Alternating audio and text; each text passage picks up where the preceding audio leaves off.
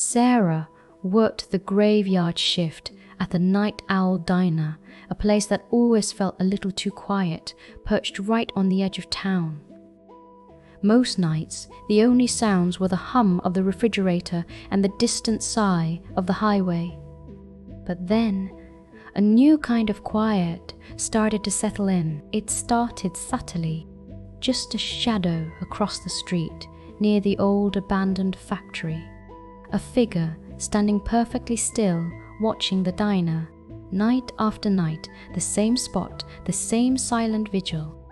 Sarah tried to tell herself it was just a local, someone with nowhere else to go. But a cold knot began to form in her stomach. Sarah tried everything. She changed her parking spot, left 10 minutes earlier, then 10 minutes later. It didn't matter. The figure was always there. One morning, after a particularly late shift, she found a small, smooth, black stone resting on her car's windshield. It was too intentional, too precise.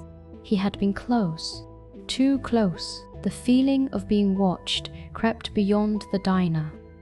At home, she'd wake to creaking floorboards downstairs, or the soft rustle of leaves just outside her bedroom window, too close for the wind.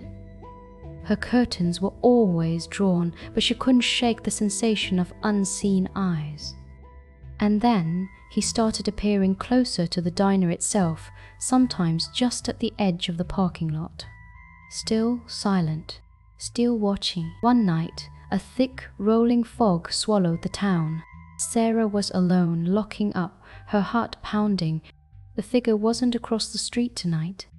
He was standing at the very edge of the diner's parking lot, a pale silhouette against the swirling mist, directly facing the entrance.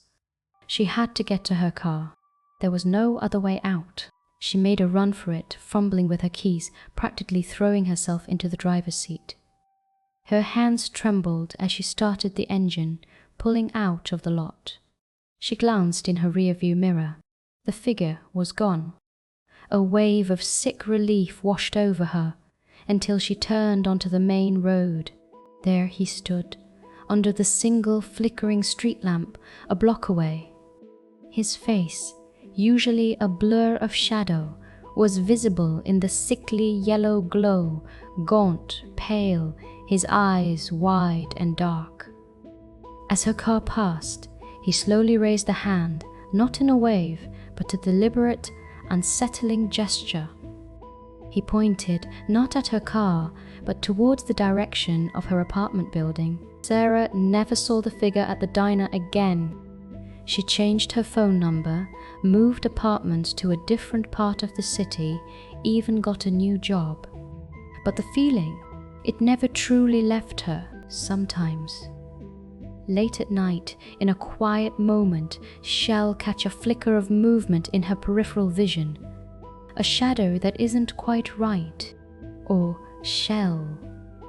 Hear a faint, almost imperceptible rustle outside her new window. She checks, always, but there's never anything there. Just the lingering, chilling sensation of unseen eyes still watching forever.